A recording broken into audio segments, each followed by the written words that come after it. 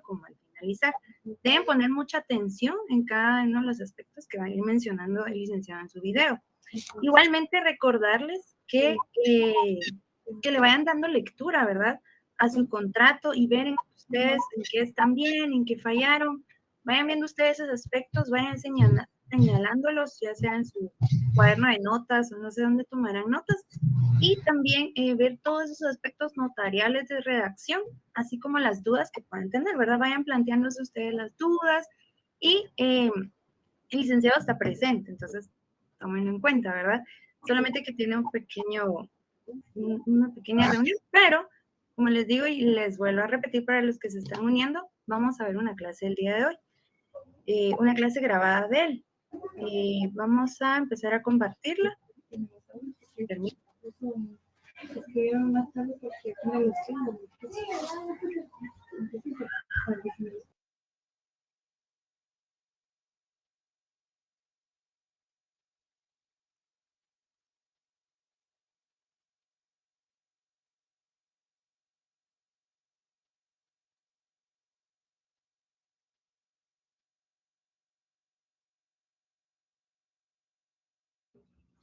Voy a regresar nuevamente en algunas situaciones y las cláusulas. Recordar algo.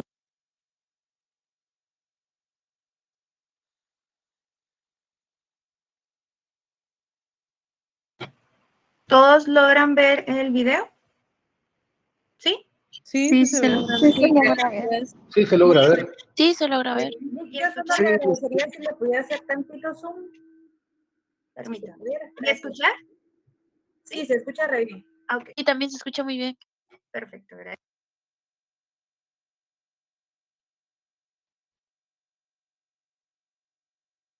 Algunas situaciones que deberíamos ya de tener en conocimiento, pero pues al final es oportuno repasarlas tal como corresponde para que no haya ningún inconveniente al momento de revisar los otros contratos.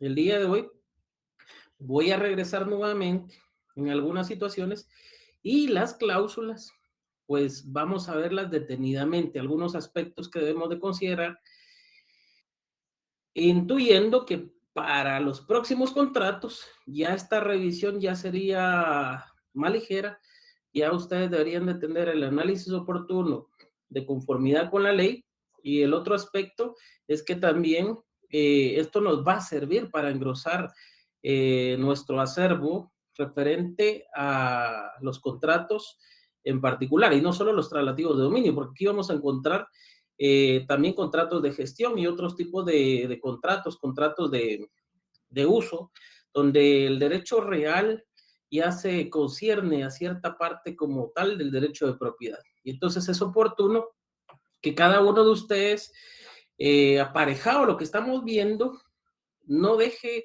de estudiar su ley, de estudiar también las diferentes normativas aplicables al derecho notarial y sobre todo el derecho de formas, porque es lo que estamos viendo acá, pero también no olvidando que deben de tener especial cuidado también con el derecho civil.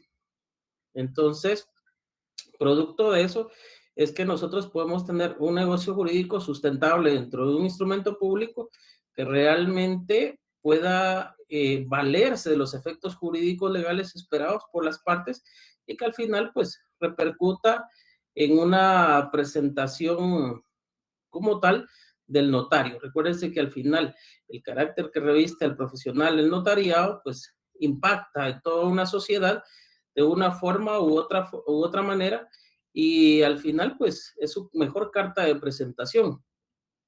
Voy a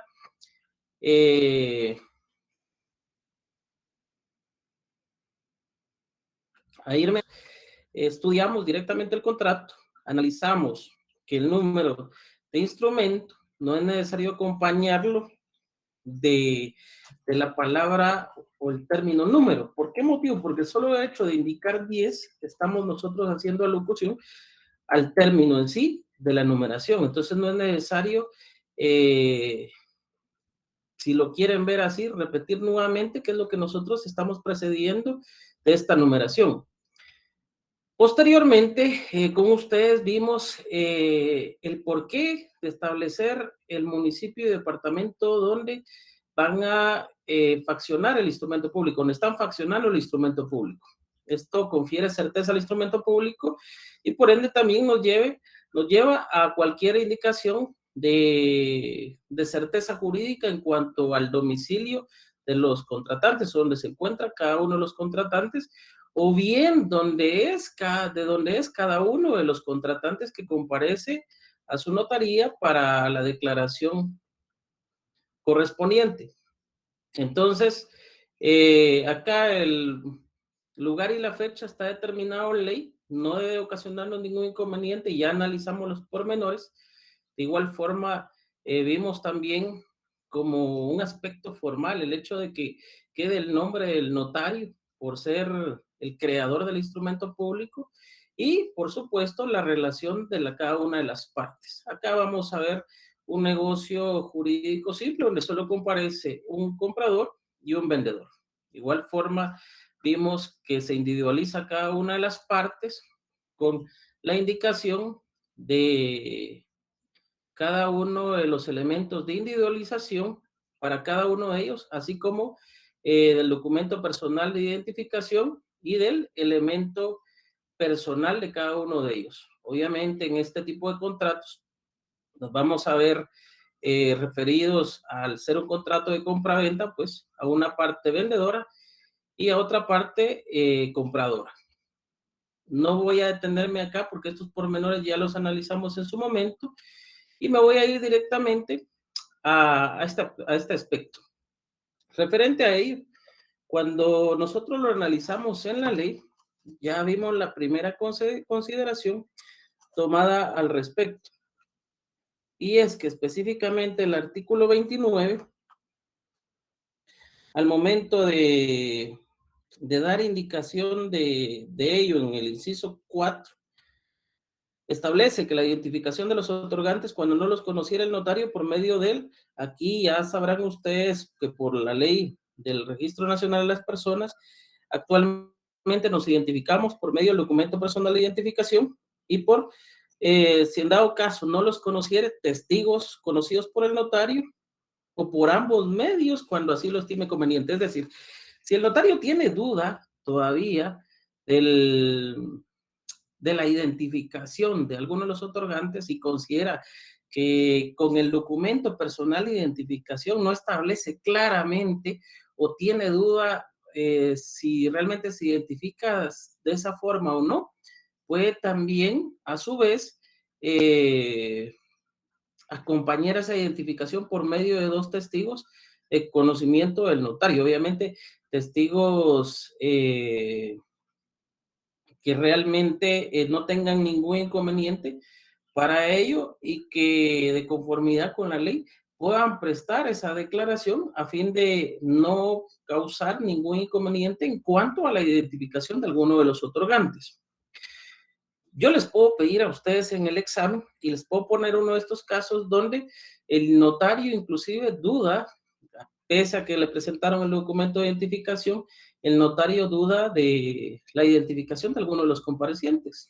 Y ustedes, pues, verán en ese momento si es suficiente solo el documento personal de identificación o es necesario que ustedes se hagan acompañar de dos testigos conocidos por el notario y que, de conformidad con la ley, puedan estar dentro del instrumento público. Entonces, veamos esta situación. Aquí nos vamos a encontrar con lo que la misma ley nos va a establecer y nos va a otorgar como prioridad para resguardar, sobre todo, al notario. Solo vean esto. Por medio de, ahí debe entenderse documento personal de identificación o el pasaporte. Esto es más que todo para extranjeros como tal, extranjeros que estén de paso.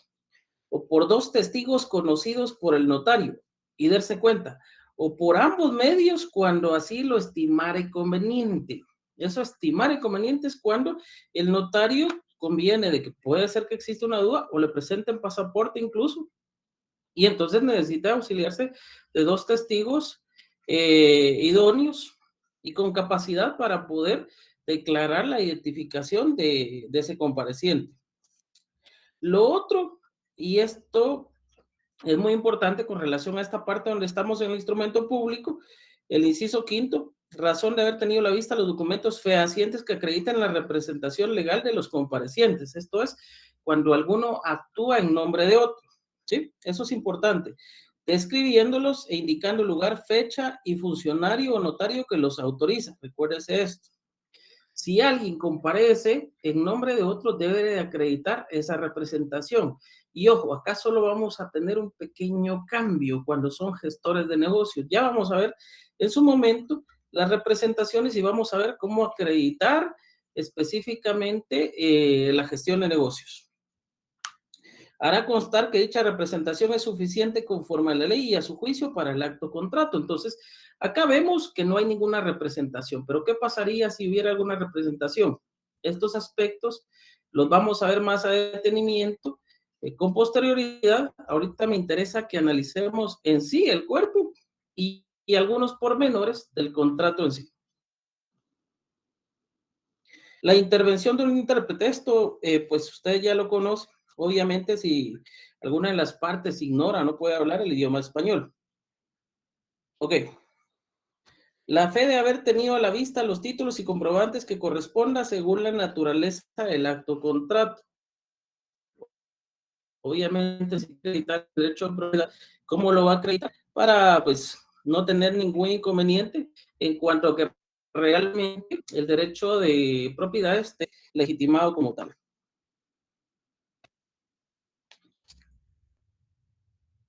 Ok. Ok, esa es la parte. Y yo por eso no tengo ningún inconveniente con que notarialmente o como forma notarial se consigne este aspecto. La fe de conocimiento de las personas que intervienen en el instrumento y de que los comparecientes aseguran el ejercicio de sus derechos civiles. Esto ya lo habíamos hablado. Entonces, no hay ningún problema que el notario consigne que da fe de que los comparecientes le aseguran hallarse en el libre ejercicio de sus derechos civiles y que declaran bajo juramento. Esto ya lo indicamos, esto es por protección notarial. Obviamente, aunado al anterior, por la duda que pudiera tener el notario, pudieran consignar esto ustedes, que declaren bajo juramento ser de los datos de identificación personal anteriormente consignados y que por el presente instrumento otorgan el contrato respectivo. En este caso, como pueden ver ustedes, llevamos nosotros y estamos trabajando un contrato de compraventa de bien inmueble urbano con pacto de reserva de dominio. Consignemos eso y continuemos a las cláusulas respectivas. Uno de los aspectos que ustedes deben de tomar en consideración, jóvenes, y que no se les debe olvidar, y yo sí les voy a solicitar encarecidamente, es que previo a elaborar un contrato, en una hoja, ustedes hagan un listado de las cláusulas. Yo le denomino los temas contractuales, porque el contenido del contrato, dentro de las cláusulas, se va a referir y se va a ceñir directamente a eso que ustedes van a establecer. Entonces, hagan un pequeño ejercicio. Si ustedes van a elaborar un contrato, cuando estén escuchando a sus clientes, en una hoja en blanco que ustedes tengan, permítanse hacer un pequeño esqueleto del contrato que van a elaborar y dejen por el momento, ustedes ya saben que la introducción del contrato como tal, sí o sí la van a tener que hacer. Obviamente, si es representación, solo van consignando al principio, obviamente los datos, el domicilio, para que no les cause ningún problema. De todas maneras, ustedes corroboran con sus clientes. Posteriormente, escuchando a sus clientes, ustedes van a conocer el objeto del contrato o la naturaleza. Y posteriormente a eso empiezan a enumerar los temas. Los temas básicos en un contrato de compra-venta, ustedes ya saben cuáles son. Los antecedentes.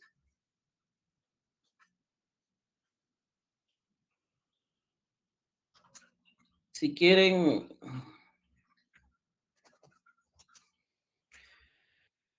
consignan el precio, el saneamiento y la aceptación. Con relación al saneamiento ya lo vamos a ver, pero veámoslo en este caso. Con un código APSA ustedes pueden tener la estructura básica de ese contrato. Entonces, anoten los temas básicos en este contrato. APSA, antecedentes, precio, saneamiento y aceptación. Y vean algo muy importante en este caso.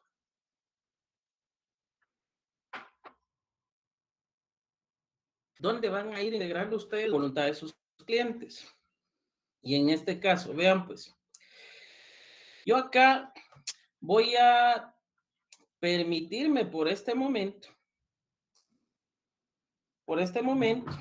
ojo, voy a quitar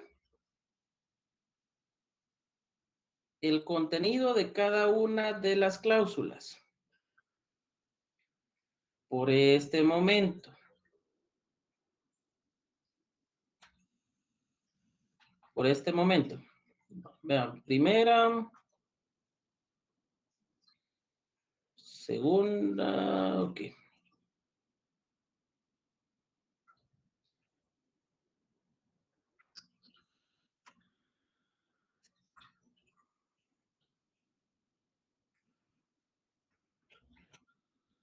Ok. Veamos acá. Miremos si tenemos también bien los números de las cláusulas. Eso va a ser muy importante. En estas situaciones, pues, se nos estén pasando, pero veamos.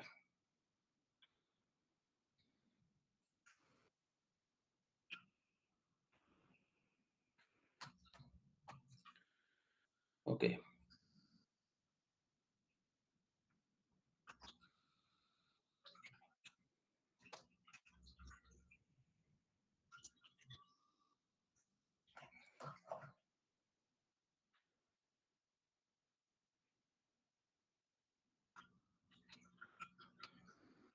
Estoy procurando no quitarle realmente el título para que ustedes vean cuál es el orden en sí que vamos a seguir o que estamos siguiendo para esto. Esto es muy importante porque esto nos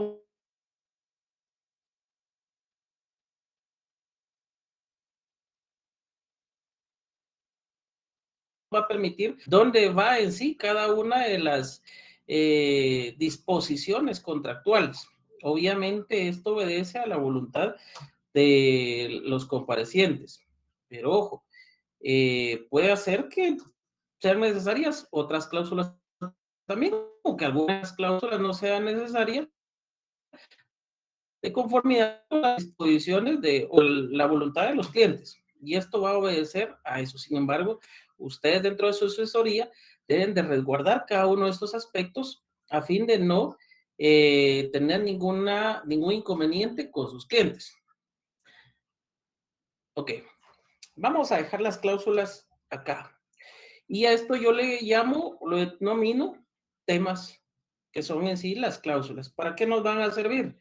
Obviamente, para entender cuál es la estructura, cuál es la voluntad de nuestros clientes y que realmente podamos manejar cualquier tipo de contrato. Primero, la estructura básica del contrato y posteriormente, aquí ya se dieron cuenta, tenemos dos cláusulas y esto lo tenemos que corregir y al momento de desarrollarlas todas. Ok. Entonces, veamos. Vamos acá, lo voy a hacer un poco más pequeño para objeto de entretenimiento. Ok. Vamos a ver, voy a quitar esto mientras tanto. Okay. Nuestro cuerpo del contrato, nuestra declaración de voluntad, va a estar emanada y va a estar bajo esta estructura. ¿Qué podemos encontrar también dentro de esto? Por ejemplo, en un contrato traslativo de dominio, imaginémonos el caso de un mutuo con garantía hipotecaria. Obviamente va a haber una cláusula donde esté la constitución de la hipoteca, que en este caso no está. Y esto obviamente va a ir para resguardar los derechos del acreedor, pero también por la declaración de voluntad de ellos. Es decir, si se conoce que debe constituirse hipoteca esa cláusula sí o sí, debe ir dentro de una de las cláusulas principales. Ok, ven acá, tenemos la cláusula primera, los antecedentes. Esto ya lo habíamos visto, ¿sí? Los antecedentes, el saneamiento, ¿sí? ¿Dónde está el pago? Antes de la compraventa con pacto de reserva de dominio, ¿sí?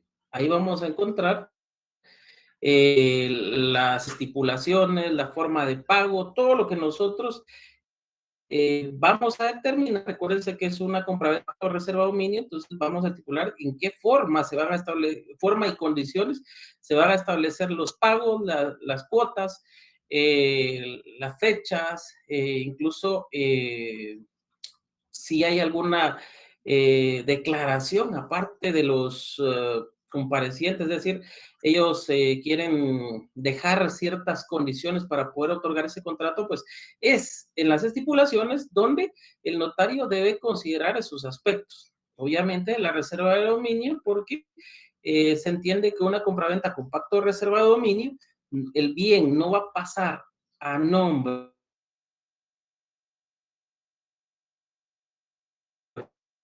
de por el valor del bien inmueble, saneamiento y la aceptación. Aquí tenemos nuestra estructura básica del contrato. ¿Ven? ¿Sí? Si ya sabemos que tenemos esto acá, obviamente la aceptación, el P, el precio, es el saneamiento, ¿por qué no decirlo? La aceptación acá. ¿Ven? Ahí tenemos nuestra estructura básica. ¿Qué vamos a encontrar de diferente? Por ejemplo, si alguna de las partes nos dice, fíjense que yo vi que ciertas medidas, pues, no relacionaban, había cierta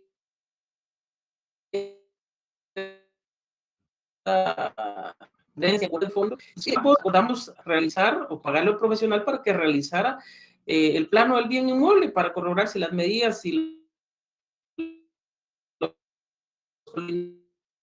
todos esos datos en el registro de la propiedad.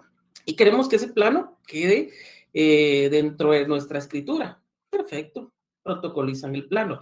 Recuérdense que hay dos formas de realizar una protocolización.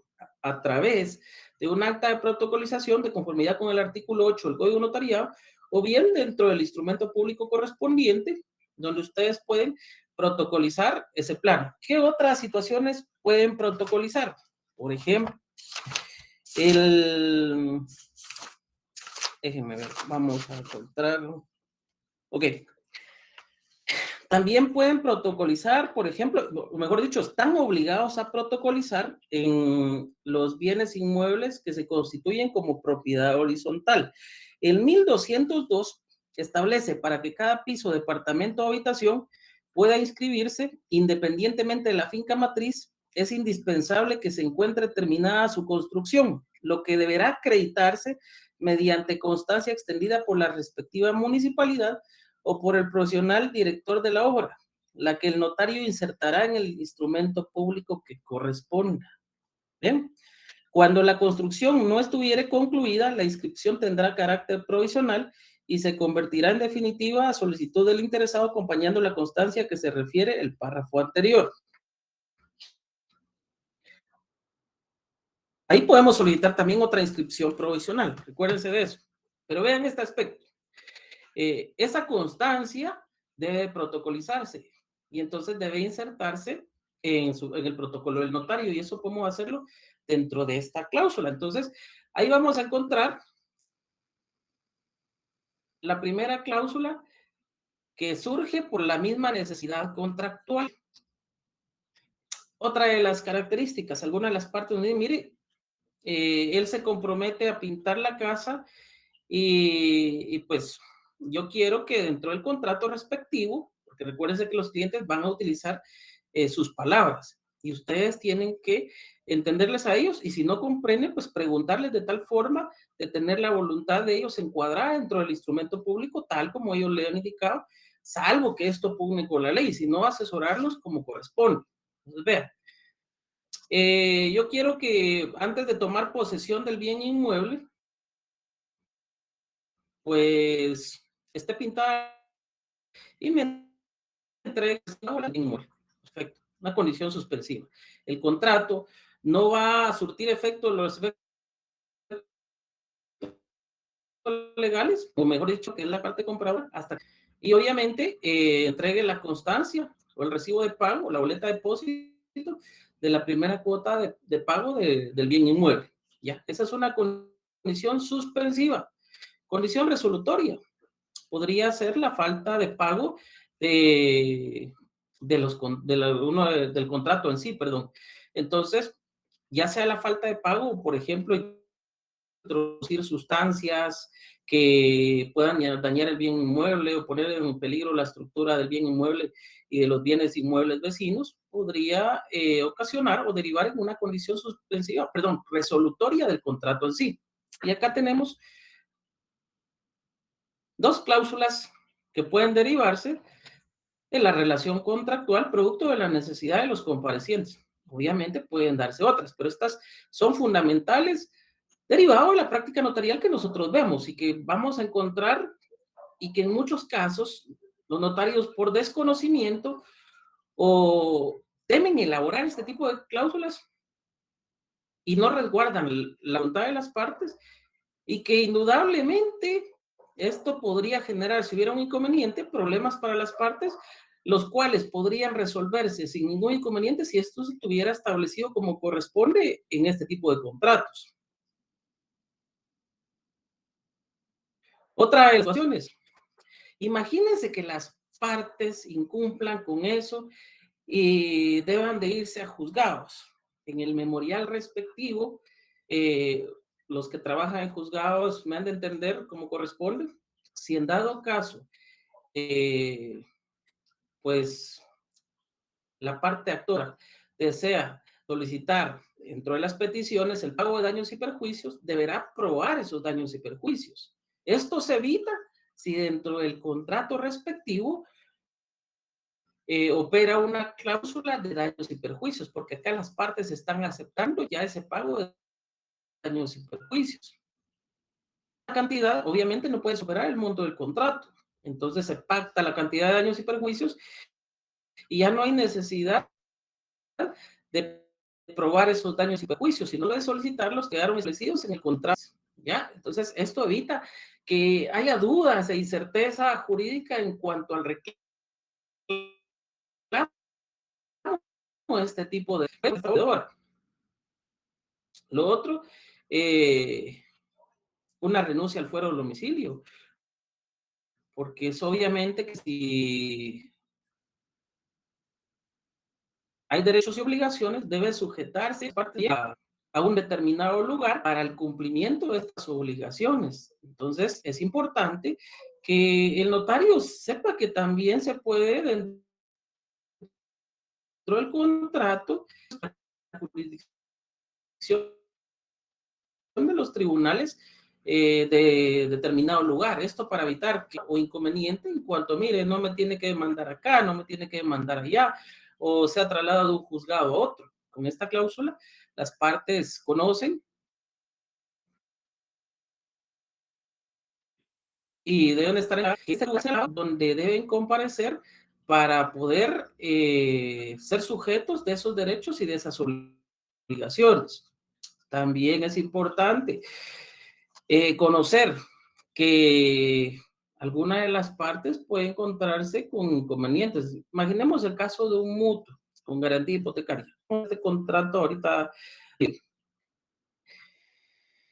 el caso de un mutuo, el acreedor otorga cierta parte de dinero. Obviamente se constituye hipoteca. Pero ¿qué sucede? La hipoteca o el contrato o el testimonio, perdón, es suspendido y no es operado en el registro de la propiedad. Obviamente la hipoteca no va a estar constituida dentro del registro correspondiente. ¿Qué sucede acá? Véanlo del lado crítico.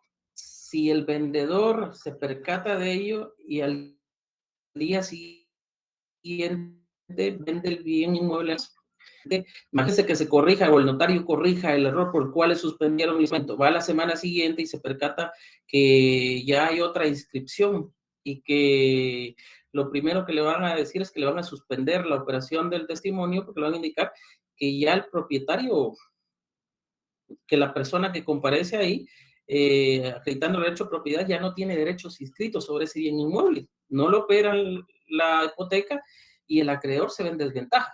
Obviamente, en la actualidad, si fuera un banco, el banco se resguarda que primero esté operada la hipoteca. Pero, ¿qué se puede hacer para evitar eso? Imagínense el caso de alguien en particular. Si fuera el caso de una persona, obviamente yo lo voy a resguardar a través de una anotación preventiva.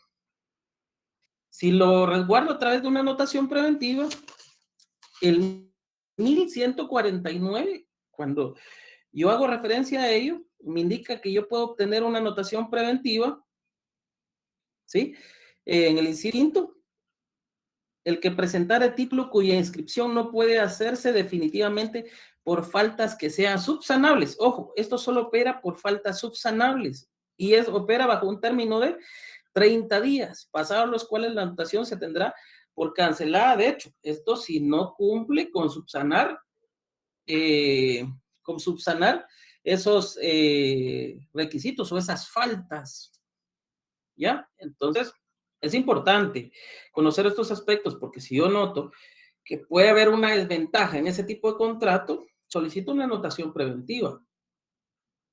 ¿Para qué? Si existe algo que yo pueda o que se deba ampliar o se deba aclarar, inmediatamente me den este plazo de 30 días para que yo como notario pueda subsanar esos aspectos y se evite el hecho de que ese contrato o ese título es suspendido y que pueda alguien más realizar una inscripción de dominio y que se ponga en riesgo los derechos de las partes o el derecho de alguna de las partes. Entonces, evitando eso, opera la anotación preventiva. ¿Qué sucede?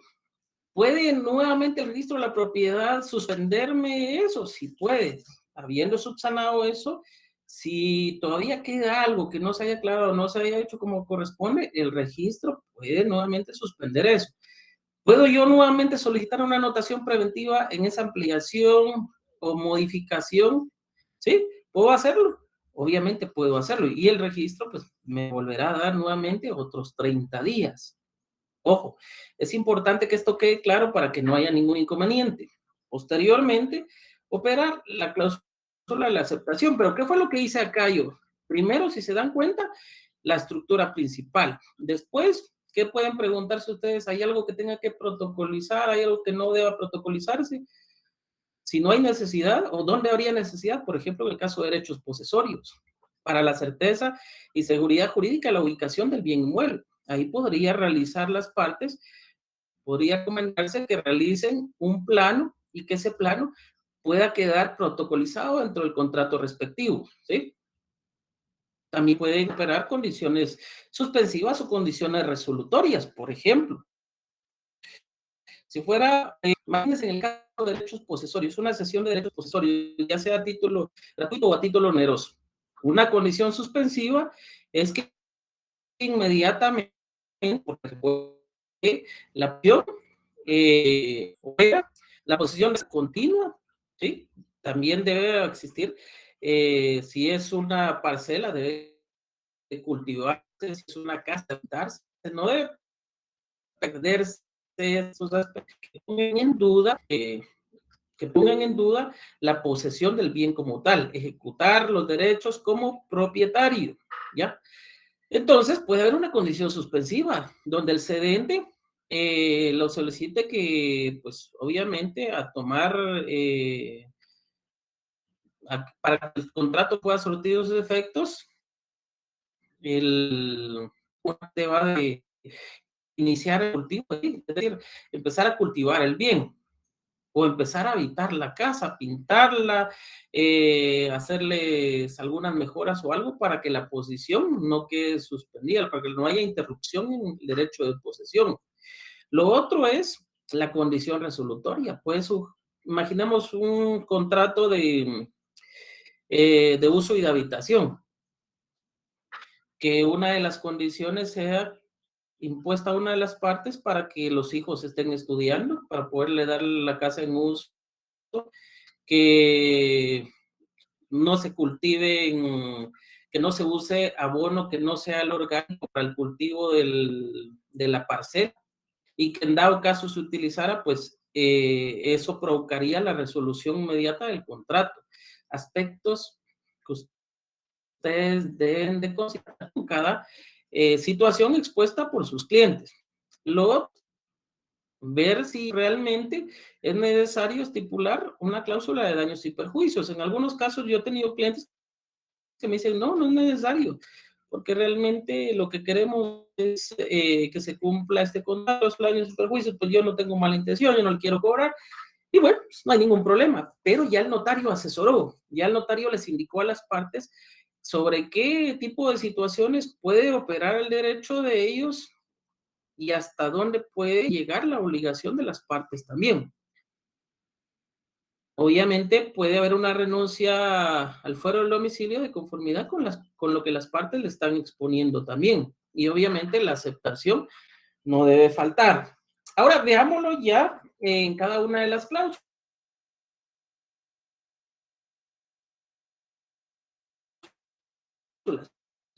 Entonces, ya dijimos que esto pues lo íbamos a arreglar.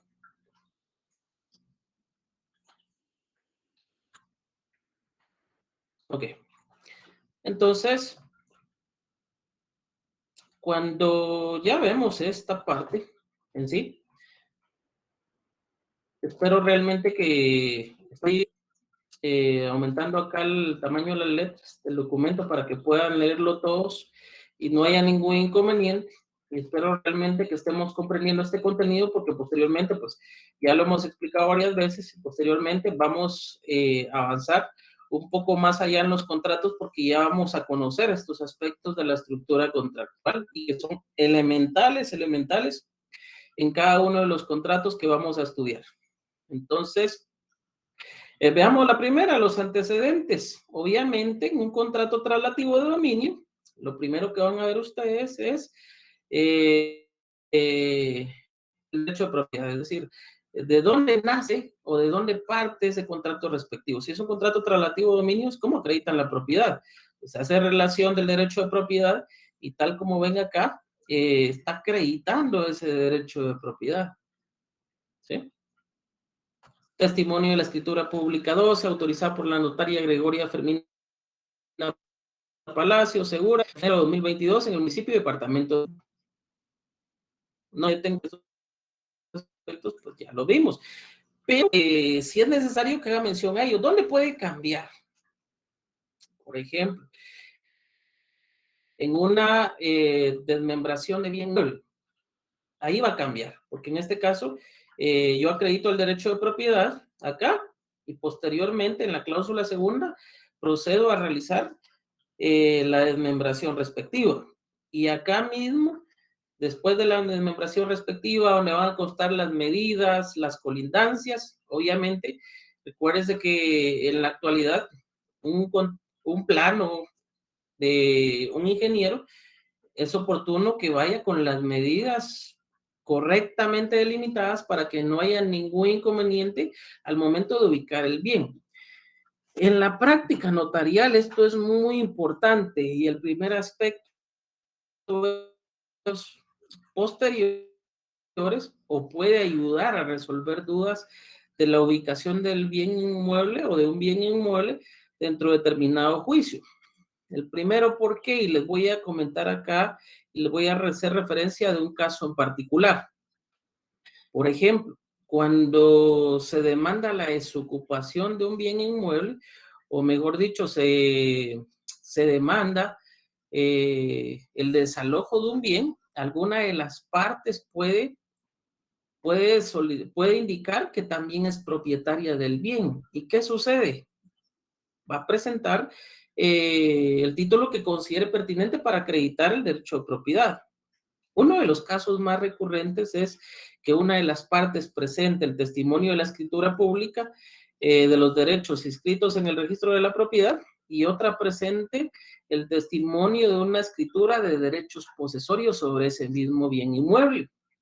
Y cualquiera pensará, operan los derechos registrales sin ningún problema y tienen que sacar a la persona que tiene los derechos posesorios. Fácil es decirlo porque lo hemos visto en la doctrina y obviamente pues también por la preparación que hemos recibido, pues eso puede resolver cualquier duda de manera judicial sin ningún inconveniente, pero la práctica nos lleva hacia otro sentido y nos orienta más allá de lo que nosotros realmente podemos advertir. Y uno de esos aspectos es qué sucede con la ubicación. Si se pone en tela de duda la ubicación, una de las partes dice, mira, señor juez, está bien, pero ¿qué me coge realmente? Está la señora, tal vez acreditó su derecho a propiedad y todo, pero tal vez el bien inmueble está ubicado en otro lugar. Y alguien dirá, sí, se hace necesario acá entonces quizás la actitud para que el registro de información catastral pueda hacer un estudio del lugar y determinar esa finca en el registro está ubicada ahí o no está ubicada ahí. Si ese es el lugar que le corresponde bien, pueda realmente operar el desalojo de la otra. Y entonces, ella genera inconvenientes, genera tema de duda, puede llegar a información catastral y uno de los problemas ocasionar el RIC en cierta, pues, no nada, todos los departamentos, municipios. Entonces tendría que hacer el estudio correspondiente. O aún así, se puede hacer una de las decisiones del juez, dependiendo de qué viva el proceso restrictivo, les indique. Previo a terminar la ubicación del lugar, el actor está a su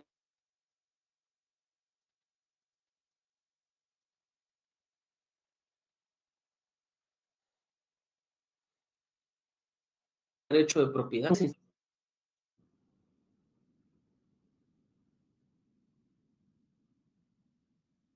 Problema. Y el otro tipo de necesidad es que realmente con relación a este tipo de efectos. Si su momento puede haber evitado o se puede, si él puede quedar protocolizado acá. Entonces, es fácil decirle, pues, mire, solo que el piso de información astral, pues, y que efectivamente son las medidas de tolerancia que están en el aspecto, y que dentro del instrumento de la compraventa, ¿sí? Eso, darle servicio sobre la aplicación, obviamente se confunda este hecho y se realmente establecido, ese es el bien y quedará en su caso, si lo en esa situación será el un ordinario es único que contiene los derechos, pero mientras tiene la ubicación efectiva del bien. Esos aspectos y para eso es que hemos por consideración operar en duración para el derecho de para evitar los derechos de uso o cualquier ustedes lo a brindar asesoría al par, no debe cumplir de forma real y efectivo el contrato para que los presupuestos legales puedan realmente hacerse viables o hacerse palpables a la realidad de lo que esperan las partes. Entonces, la compraventa al reservado dominio, acá deben de considerar las condiciones, las poblaciones respectivas, y acá puede hacer una pequeña subdivisión. Ya es, primero, posteriormente, de acuerdo a la de los contratos, obviamente, de conformidad con la ley, existir un plazo, una forma de pago, también dentro de la ley, también es oportuno el lugar de pago, y ojo, como tal puede realizarse ley, ¿verdad? Entonces, pueden acordar el derecho. También es algo opcional. La situación pueden hacer de acá que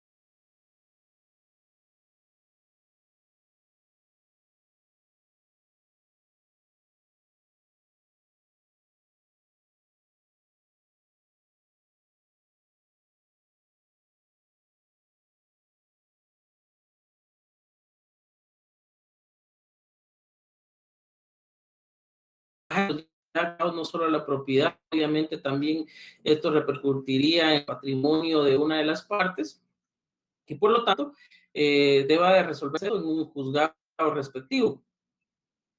La cláusula de daños y perjuicios va a ayudar a cualquiera de las partes, obviamente, que resulte afectada, a que se compensen estos daños y perjuicios por medio de esta cantidad establecida en el contrato. Ya no se tienen que probar daños y perjuicios, sino que solo se hace mención de que ya quedaron, esta calidad ya quedó plenamente establecida en el contrato respectivo. Lo otro, la renuncia al fuero del domicilio, justamente lo que hablábamos, en este caso para sujetar al cumplimiento de obligación, para que no haya discusión en cuanto a jurisdicción del juzgado que corresponde, donde se deba someter la resolución de este conflicto, puede dejar esto establecido para evitar algún inconveniente en cuanto a ello y que el cliente vaya o la demanda vaya de un juzgado a otro y que ninguno quiera tomar el conocimiento de estos asuntos. Y lo otro, la forma en que vamos a solicitar la anotación preventiva. Entonces, a esto pónganle mucho ojo, porque si no está bien redactado, no les van a otorgar la anotación preventiva. Tienen que utilizar para esto la ley, para que no haya ningún inconveniente. Y ojo, de conformidad con la ley, está establecido específicamente que debe ser por sean subsanables en el término de 30 días. Entonces, yo lo que estoy haciendo acá, al momento de expresar esto en el contrato, es dejarlo nada como establece la ley para que no haya ningún problema. Vean acá, esta es una forma sugerida. Obviamente ustedes tienen libertad de error. Esto no puede pugnar con la normativa, porque si no, uno, no tienen técnica notarial y lo otro podría causar inconvenientes de que el contrato por algo que pueden ustedes evitar. Manifiesta a los otorgantes que en caso de existir faltas subsanables, ojo, que imposibiliten su inscripción, solicita al registrador, porque son los otorgantes los que tienen que solicitar, no es el notario. Acá uno de los errores ha sido, los recursos más recurrentes ha sido, se solicita al registrador en caso de existir faltas subsanables. La pregunta es, ¿quién solicita? Obviamente, tanto la protocolización como la anotación preventiva es a solicitud de los grandes. Existir faltas subsanables que imposibilitan su inscripción, solicitan al registrador de la propiedad, ahí ya sabemos que son los otorgantes, realizan la anotación preventiva en el inmueble anteriormente descrito. Un plazo de 30 días para las mismas, de conformidad con lo establecido en el artículo 1149, inciso 5 del Código Civil. No hay necesidad de que asignemos lo que indica ese artículo, que eso ya está en la ley. Podemos hacer mención del número de artículo para evitar, obviamente, la ley, para que esto pues quede plenamente determinado.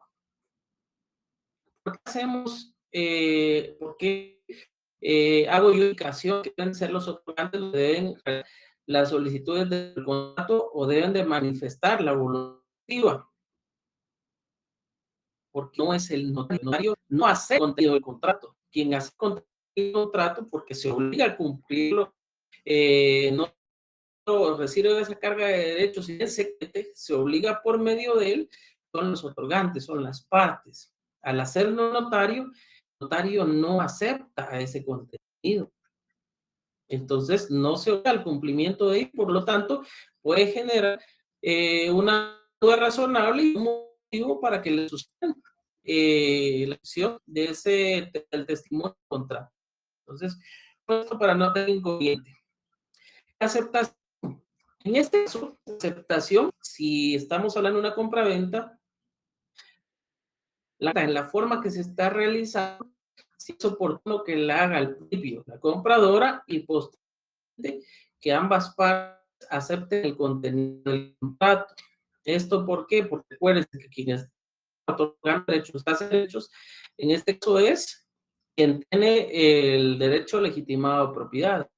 La compradora, al aceptar la compraventa, no es que no esté aceptando el contenido del contrato. Primero acepta la compraventa, es decir, el negocio, objeto del contrato, y posteriormente el contenido al cual está sujeto ese compromiso, ese negocio jurídico. Por lo tanto, es que una de las formas podría ser la compradora acepta la compraventa del bien inmueble urbano con pacto de reserva de dominio, que por este acto se le hace y ambas partes el contenido íntegro del presente contrato.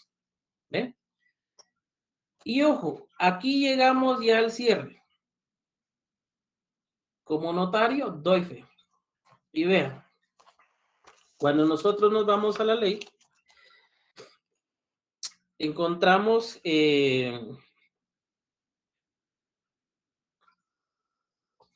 ok. Vean, la fe de haber tenido a la vista los títulos y comprobantes que correspondan según la naturaleza del acto contrato. Ya indicamos con anterioridad que obviamente acreditamos el derecho de propiedad. Ahora vamos a hacer ver que tuvimos a la vista ese testimonio como tal. Primero da fe de todo lo expuesto y de su contenido. ¿Dónde encontramos eso? Vean pues.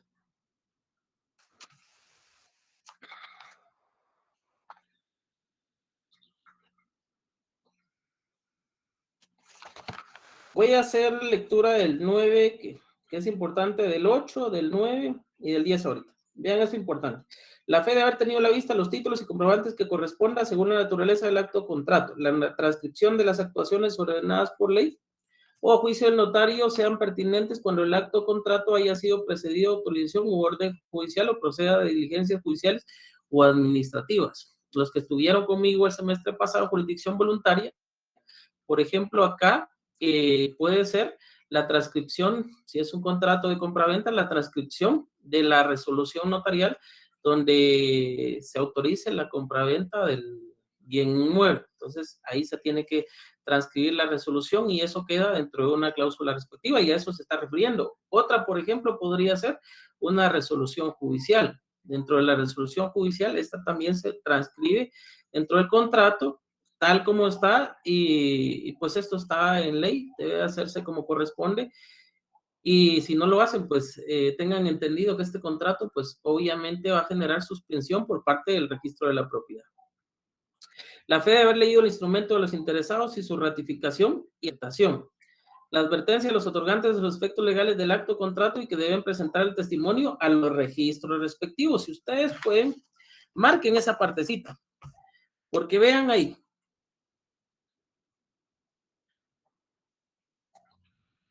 Que deben presentar el testimonio de los registros respectivos. ¿Tiene su obligación? Antes. Ok. Vamos a ver. Perfecto.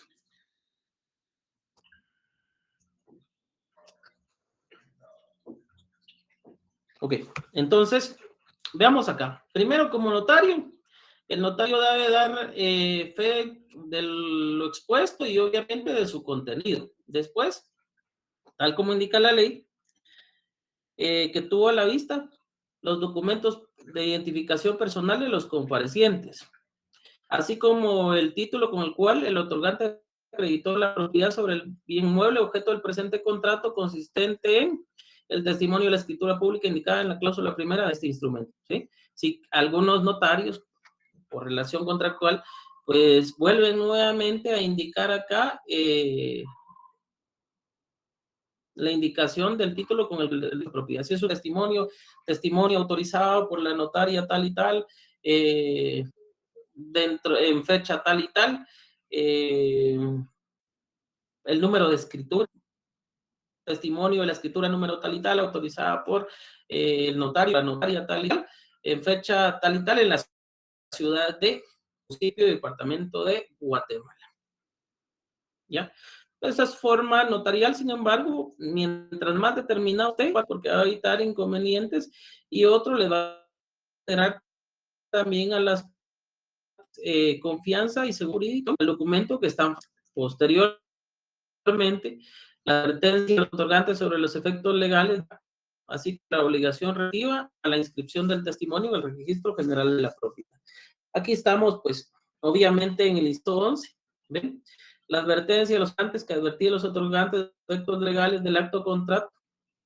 Y si se dan cuenta, no estoy cambiando nada. Y de que debe presentar el testimonio a los registros respectivos. Algunos notarios, pues, lo consiguen tal como está.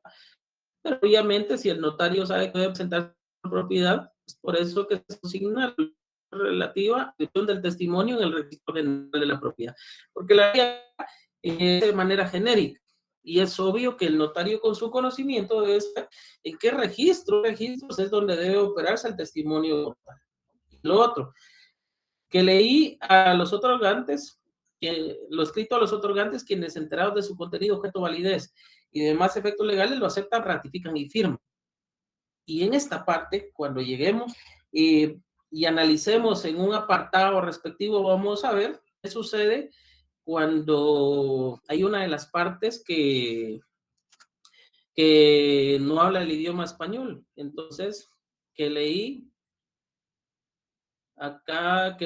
lo escrito al otorgante y al intérprete, quienes enterados de su contenido, objeto, validez y efecto legal, lo aceptan, ratifican y firman. Acá tienen que considerar ustedes al intérprete, porque es el intérprete quien le va a hacer ver a las partes, a la persona que esté, que no va a hablar el idioma español, para que no haya ningún inconveniente en cuanto a la aceptación contractual. ¿No? Podría ponerse a duda y generar obviamente inconvenientes para la confianza que puede tener el contrato en sí. Entonces, aquí vamos a analizar algunas de las formas y quizás podría ser, a mi consideración, que lo vamos a ver de forma especial, pero si en este momento tuviéramos un caso de estos, que leí lo escrito al vendedor y al intérprete, quienes enterados de su contenido, objeto, validez y demás efectos legales, o al intérprete, perdón, que leí lo escrito a la vendedora y al intérprete, quien facultado para indicarle a la compradora o quien le traduce a la compradora el contenido, objeto, validez y efectos legales del contrato, lo aceptan, ratifican y firman. Podría ser. Siempre es bueno que yo hago este ensayo a veces con los colegas, o inclusive lo realizo con mi asistente, con las personas que tengo cerca, y yo les leo la oración que tengo y les pregunto si entienden lo que yo estoy plasmando en el contrato, porque a veces una mala redacción puede generar el hecho de que no se cumpla el presupuesto jurídico esperado, porque yo puedo entender lo que estoy escribiendo, pero puede hacer que las otras partes no. Entonces, lo importante acá es que las partes lo entiendan y que también realmente el contrato pueda surtir los efectos legales esperados por las partes, porque si no, de nada sirve. Por eso es importante que la redacción sea fiel, sea clara, sea concisa, para que no haya ningún inconveniente, no tenga un lenguaje tan rebuscado, para que pues, los comparecientes lo puedan entender y esto no genere inconvenientes y al final no nos traiga otro tipo de consecuencias para que pues este tipo de, si lo quieren ver ustedes así, este tipo de contratos o documentos en los cuales pueda estar inmerso el notario, pues vayan a generar duda o desconfianza para nuestros clientes, que al final pues son los que nos van a generar trabajo a nosotros. Ok, si lo ven, aquí puede ser que también no solo haya un intérprete, sino también una de las partes pues no sepa o no pueda firmar. Dos cosas muy distintas. Una es no saber firmar, porque realmente no aprendió a hacerlo. Y la otra, no poder firmar. Que, por ejemplo, estén yesados en la mano los dedos donde deba hacerlo y en su momento pues no pueda firmar. Y para eso, pues, en ambos casos puede auxiliarse de un testigo a ruego que firme por él. Que firme por esta parte que no pueda o no sepa firmar. Y hay una forma también notarial de hacer ver eso. Ya lo vamos a ver en forma específica, pero solo quiero hacerles ver este tipo de asuntos que sí deben de tomar en consideración para el contrato respectivo. Al igual que la representación, también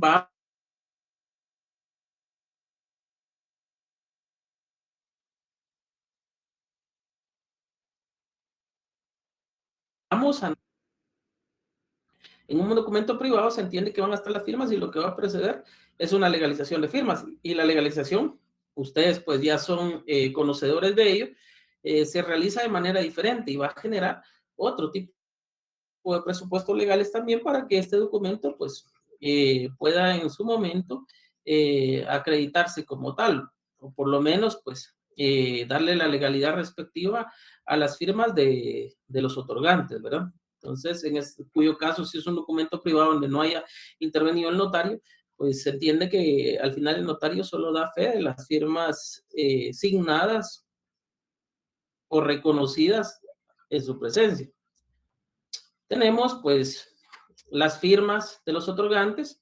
Acá pueden estar los otorgantes que hayan comparecido, no solo 1, 2, 3 o 4, porque acuérdense que también ahí van a encontrar contratos donde va a comparecer una de las partes y posteriormente en forma expresa o en esa misma forma pues va a aceptar la otra parte. Una donación, por ejemplo, una donación puede comparecer el donante y posteriormente en esa misma forma la aceptación debe ser expresa, pues en otra escritura va a aceptar el donatario.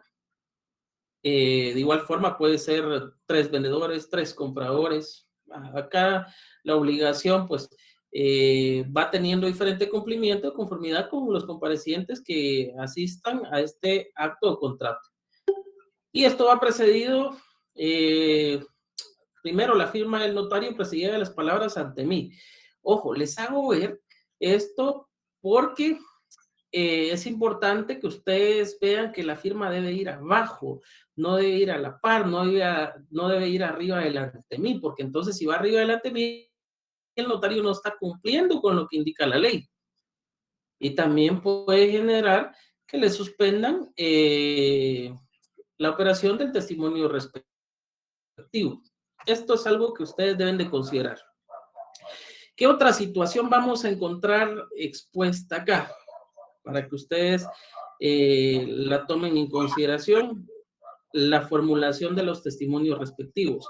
Pero esto quizás lo vayamos a ver en una clase específica para que podamos salir de esta duda y no tengamos ningún inconveniente, porque si no, no vamos a pasar nunca a este tema y siempre vamos a tener el mismo inconveniente. Entonces, vean, pues cuando analizamos estos contratos en sí, es importante ver estos aspectos. Yo espero que ahorita al tener ya la relación sobre cada una de las cláusulas, yo les voy a pasar este contrato en sí y les voy a solicitar que lo estén analizando como corresponde. Y si tienen alguna duda o alguna sugerencia que ustedes quieran realizar, pues yo les voy a agradecer para pues ver estos aspectos. Puede ser que su servidor también se haya equivocado y pues yo les voy a agradecer que ustedes me hagan ver ese tipo de relación contractual. Recuérdense que la única forma en que podemos nosotros ganar conocimiento es generando dudas, generando controversia dentro de lo que se está enseñando, para que sometido a discusión, esto pueda conllevar al establecimiento de no solo de un mejor proceso de enseñanza-aprendizaje, sino al final un win-win, que ganen ustedes, pues también su servidor esté ganando. Por el día de hoy, pues estaríamos dejándolo hasta acá. Yo le voy a indicar, bueno, la próxima tarea, el día de hoy les traslado el listado y la forma en que vamos a entregar el protocolo, el prontuario. Y la siguiente tarea es un mutuo con garantía hipotecaria donde se observen todas estas cláusulas que les estoy indicando yo, por favor.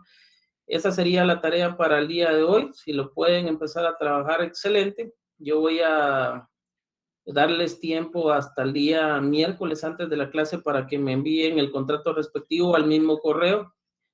Y obviamente esto lo tienen que hacer de forma virtual. Si lo quieren hacer a mano, pues ya ustedes lo pueden hacer de forma virtual para posteriormente revisarlo y ver los posibles errores, bueno, la forma notarial que debemos usar e inclusive ver si es aceptable y generar dudas o resolver las dudas que ustedes ya hayan generado producto de este trabajo que estoy dejando. Obviamente aquí yo lo que estoy haciendo ya es precalificarle los trabajos que les estoy dejando. Es decir, cuando me entreguen el prontuario, yo ya esto de los que me lo han entregado, yo ya lo he precalificado.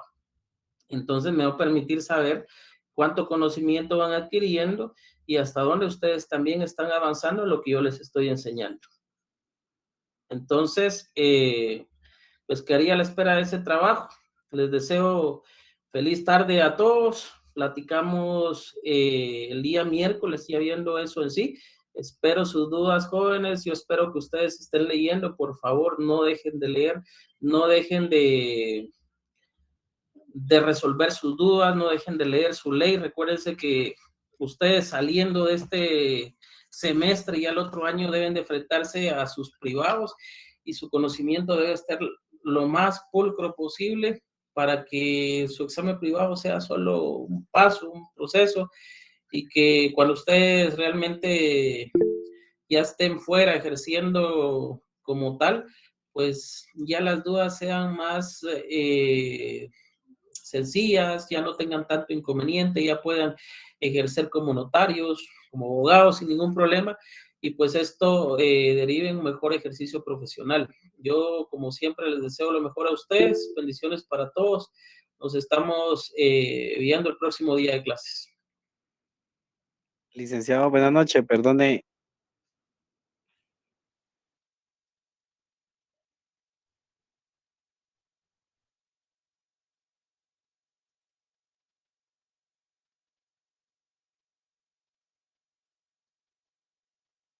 Un tip que les recomiendo si quieren ir